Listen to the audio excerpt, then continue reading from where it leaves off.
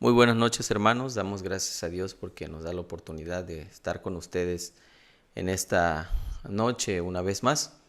Y continuamos con esta serie que se llama Desde la Cruz, en la cual hemos estado, más bien comenzamos el día de ayer hablando acerca de las frases del Señor Jesucristo desde la cruz. El día de hoy vamos a ver la segunda frase y para ello vamos a leer la palabra del Señor en Lucas capítulo 23, versículos 32 en adelante. Dice: llevaban también con él a otros dos que eran malhechores para ser muertos.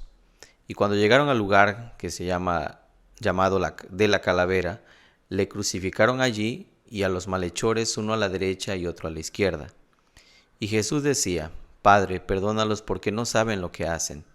Y repartieron entre sí sus vestidos, echando suertes. Y el pueblo estaba mirando, y aún los gobernantes se burlaban de él, diciendo: A otro salvó, sálvese a sí mismo, si este es el Cristo, el escogido de Dios. Los soldados también le escarnecían, acercándose y presentándole vinagre, y diciendo: Si tú eres el rey de los judíos, sálvate a ti mismo. Había también sobre él un título escrito con letras griegas, latinas y hebreas: Este es el rey de los judíos. Y uno de los malhechores que estaba colgado le injuriaba diciendo: Si tú eres el Cristo, sálvate a ti mismo y a nosotros. Respondiendo el otro, le reprendió diciendo: ¿Ni aún temes tú a Dios, estando en la misma condenación?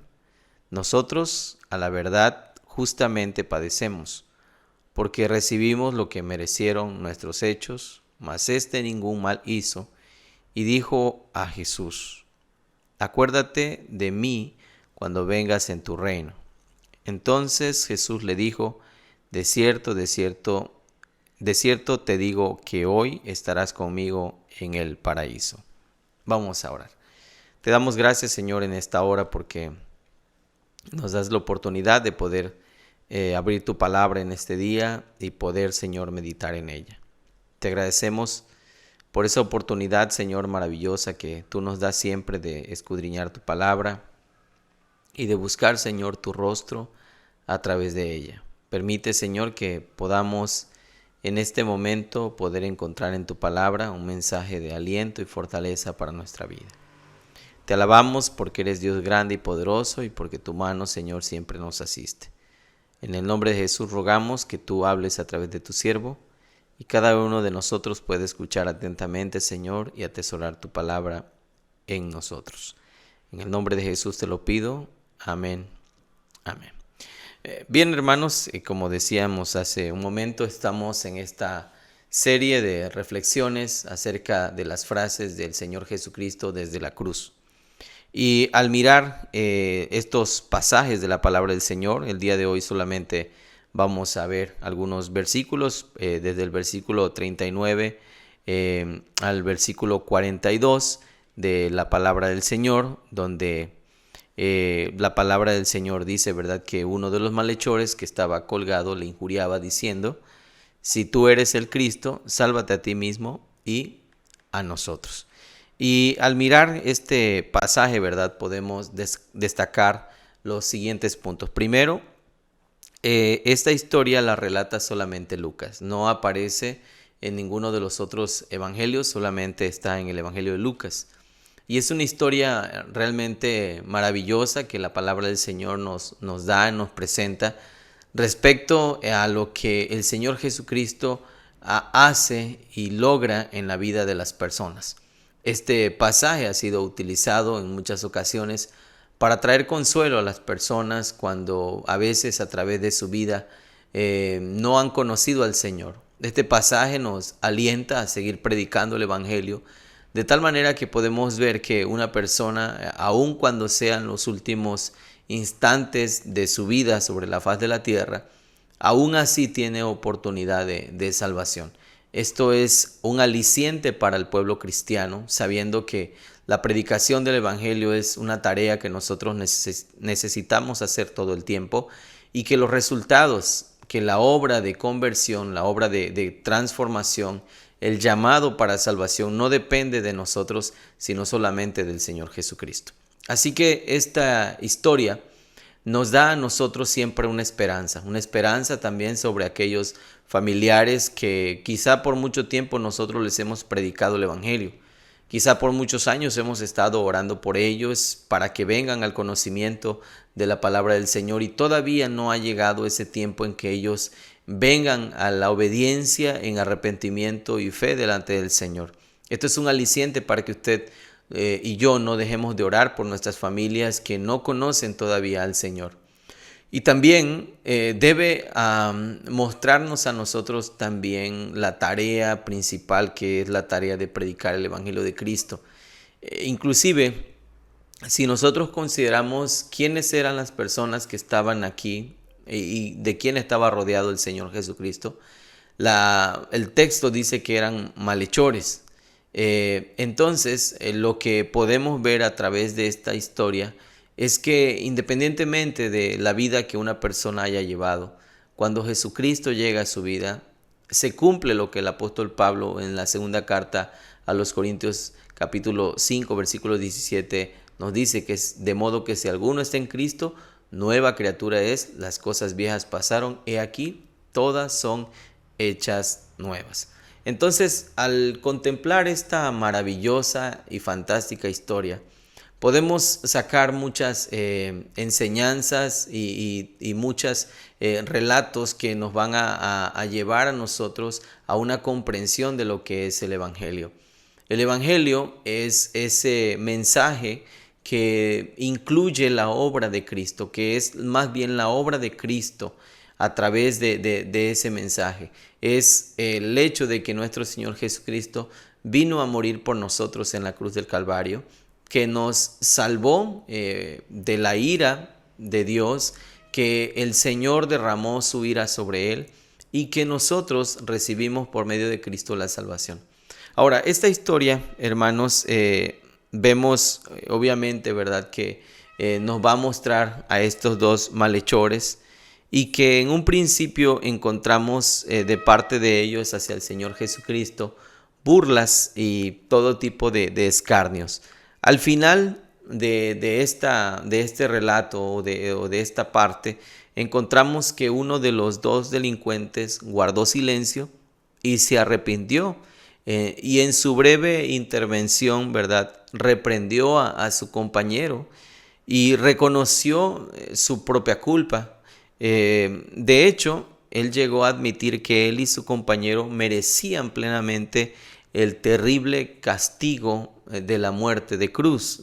Y él llegó más bien a reconocer que Jesús no merecía este castigo, confesó a Jesús añadiendo su propio testimonio respecto a la inocencia de Cristo y a todos los testimonios similares que ya habían sido dados, ¿no? En este caso el de Pilatos y el de Herodes. Ahora, ¿qué fue lo que condujo a este hombre a la conversión? ¿Qué fue lo que provocó en este hombre la conversión? Bueno, tenemos que saber que en la palabra del Señor, la obra de Cristo, es algo que solamente depende de Dios. La obra de Cristo depende de Dios. La predicación del Evangelio depende de nosotros. Pero el hecho de que las personas puedan venir a los pies de Cristo solamente depende de parte de nuestro Dios, que por medio de su Santo Espíritu hace que nosotros podamos entender ese Evangelio, podamos abrazarlo y podamos comprenderlo, no basados en una emoción, sino basados en un entendimiento en nuestra mente de qué es realmente el mensaje del Evangelio. Y es ahí donde nosotros podemos ver que el poder del Evangelio es algo que va a transformar las vidas. Ahora, estamos ante un escenario que probablemente para usted le haya hecho pensar respecto a esto. Dos personas están presenciando un mismo evento, la crucifixión de Cristo, uno al lado de otro, y ambos están ante una misma situación. Esto es algo que nos revela los planes de Dios. Muchas personas han escuchado el Evangelio del Señor, pero no todas han venido al conocimiento de la palabra de Dios. Y este relato nos revela que la salvación solo depende de nuestro Dios, que pertenece al Señor, y Él la ha dado a quien Él ha querido darla, según el designio de su voluntad. Ahora bien, podemos ver aquí a este hombre, ¿verdad? Que el malhechor arrepentido no solamente reprende a su compañero, no solamente admite su culpa y no solamente confiesa que Jesús es inocente, hizo una cosa más, añadió una cosa más a lo que él ya había hecho en ese instante. Y es lo que dice el versículo 42 de este pasaje, donde nos va a llevar a nosotros a una situación bien interesante. Y dijo a Jesús: acuérdate de mí cuando vengas en tu reino. Acuérdate de mí cuando vengas en tu reino. Se dirige este hombre a aquel a quien ha rendido ahora su corazón, es decir, a Jesús. Y lo ha rendido, ¿verdad?, ante Él como su Señor y como su Salvador.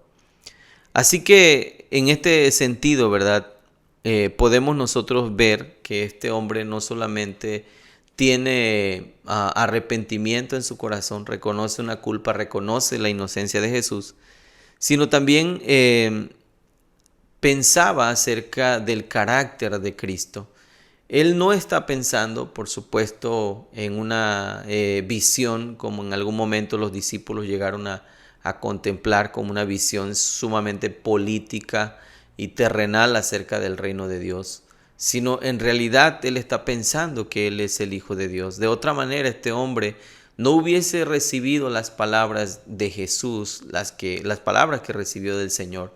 De otra manera, Jesús no hubiese reconocido, porque la fe de este hombre, cuando nosotros leemos el Evangelio de Juan, encontramos, por ejemplo, que al principio del Evangelio de Juan, muchas personas creyeron en Jesús, pero Juan dice que el Señor no se fiaba de los hombres, ¿verdad? Porque Él conocía lo que había en su corazón. Entonces, en muchas ocasiones el Señor Jesucristo examinó, o más bien no en muchas ocasiones, sino siempre el Señor examina el corazón de nosotros, pero en muchas ocasiones encontramos relatos donde el Señor Jesucristo está hablando acerca del corazón de los fariseos que están cavilando en sus corazones o están planeando cosas inicuas contra el Señor. El Señor conocía perfectamente sus corazones, así como conoce también perfectamente nuestro corazón, y sabe el Señor si nuestra fe realmente es sincera. Las palabras que este hombre recibe son la respuesta a ese examen, a ese conocimiento de Dios acerca de la fe de este hombre. Porque no son las palabras expresadas de manera general, sino son de manera directa a este hombre. Así que este hombre tenía una conciencia de que Jesús era el Hijo de Dios. Ahora bien, lo que estaba pidiendo era algo para el final de los tiempos, cuando el Señor regresara en su gloria y majestad, y que Jesús se acordara de él. Esta es la súplica que este hombre hace. Ahora, el Señor le dice algo bastante interesante a este hombre, y le dice, ¿verdad? De cierto te digo que hoy estarás conmigo en el paraíso. En el versículo 42 y 43 más bien, el Señor le dice de esta manera: y dijo a Jesús, acuérdate de mí cuando vengas en tu reino. Entonces Jesús le dijo, de cierto te digo que hoy estarás conmigo en el paraíso. Ahora, esto no es algo que nosotros tengamos que pensar que era para la posteridad. El Señor le está diciendo que hoy, a partir de ese momento, ¿verdad? Él era parte ya, formaba parte del reino de Dios, formaba parte ya de esa salvación, formaba parte ya de los ciudadanos del reino de los cielos. Y esto es algo interesante, porque aun cuando este hombre está pensando en el regreso del Señor, es decir, él está pensando a futuro, el Señor le está reafirmando que sea el día de hoy, y le dice, ¿verdad? De cierto te digo que hoy estarás conmigo en el paraíso. La vida de este hombre probablemente fue una vida que siempre estuvo lejos de Dios. razón por la cual él está en una condición de condenación ante los hombres. Pero aun cuando él iba a recibir la muerte, aún a pesar de eso, este hombre recibió la vida eterna. Y ahí es la otra enseñanza importante que podemos contemplar en este pasaje. Aun cuando nosotros estemos en una situación para morir, cuando estemos siendo perseguidos, o quizá en la medicina nos haya desahuciado y el médico o los médicos digan que ya no hay esperanza para nosotros, aun cuando nuestro cuerpo esté condenado a morir, si nosotros estamos en Cristo, tenemos vida eterna y estaremos con el Señor para siempre. Y esa es la promesa de parte del Señor. Él le dice, de cierto te digo que hoy estarás conmigo en el paraíso.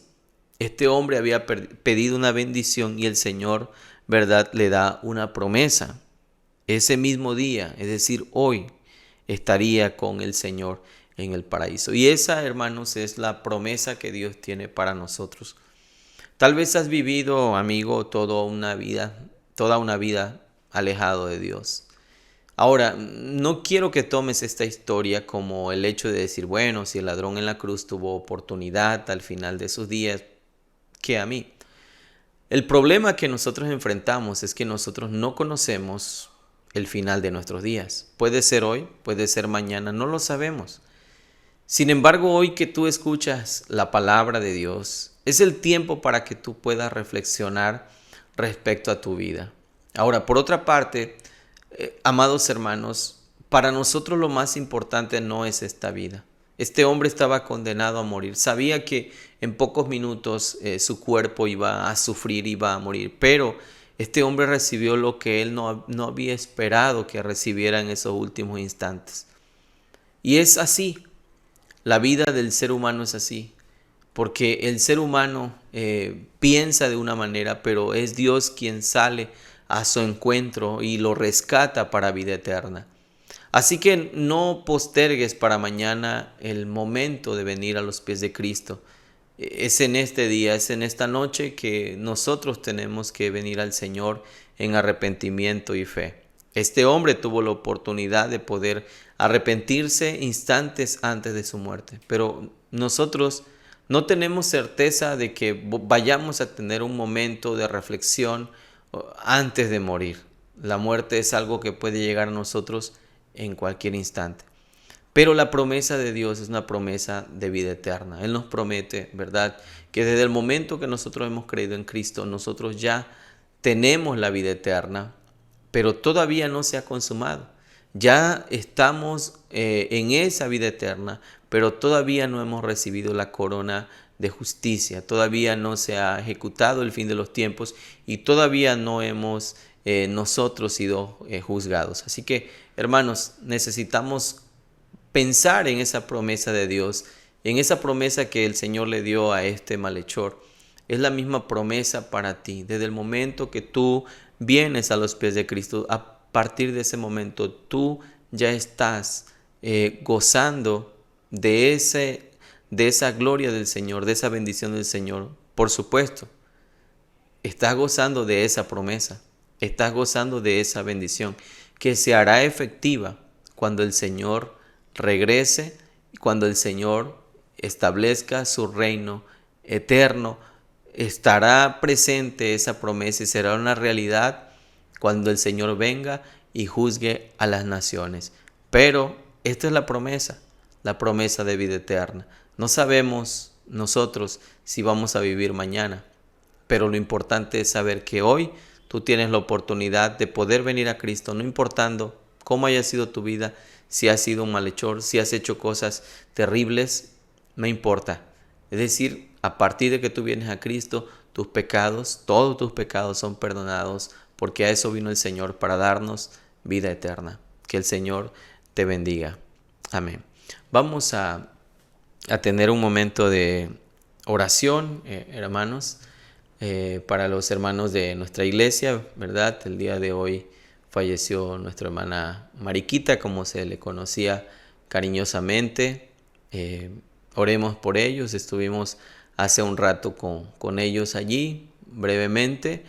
y el Señor nos permitió también estar orando con ellos. Pero queremos seguir orando por la familia de nuestra hermana para que el Señor traiga pronto consuelo, y también por los enfermos y necesitados y por nuestras familias que aún no conocen al Señor. Oremos a nuestro Dios. Oramos. Te damos gracias, buen Dios, por todo lo que tú haces en nuestra vida. Te damos gracias porque sin lugar a dudas tú eres bueno y para siempre es tu misericordia. Te damos gracias porque nunca nos has abandonado y en medio de la lucha tú estás presente. Te damos gracias, Padre, porque tú eres Dios y tú, Señor, muestras tu bondad y fidelidad con nosotros. Pongo en tus manos, oh buen Dios, la vida de la familia de nuestra hermana Mariquita, que ella, Señor, ha partido ya para estar contigo, para estar, Señor, en el paraíso. Te ruego, Señor, que tú bendigas a su familia, nuestro hermano Nicolás, y a todos los demás hermanas de nuestra hermana Mariquita. Le des consuelo a su hermano, lo fortalezcas y lo ayudes en todo, Señor. Y tú, Señor, también les traigas a ellos paz y gozo. Te ruego, Señor, también por todos los enfermos y necesitados de nuestra iglesia y de toda la iglesia, de todo el pueblo de Dios que nos escucha en este momento, de aquellos hermanos que están pasando momentos de dificultad a causa de la contingencia. Te pedimos, Señor, que tú intervengas con tu mano poderosa en medio de esta situación que estamos viviendo, porque tú, Señor, eres el que controla todas las cosas y has hecho todo esto para mostrar tu voluntad. Permite, Señor, que nuestro corazón sea sensible a tu voz, que no se endurezca, sino sea sensible, Señor, a tu palabra. Y te pido, Señor, por toda tu iglesia, por todos los enfermos de esta iglesia, Señor, por todos aquellos que padecen necesidad. Y te ruego que nos ayudes como iglesia a ser un instrumento, Señor, de tu gracia para llevar, Señor, fortaleza, ayuda, esperanza, y también, Señor, para compartir de lo que tú, Señor, nos has bendecido. Bendícenos, pues, y gracias te damos por tu palabra todo el tiempo. En el nombre de Jesús oramos. Amén. Amén. Hermanos, que el Señor les bendiga. Pasen muy buenas noches.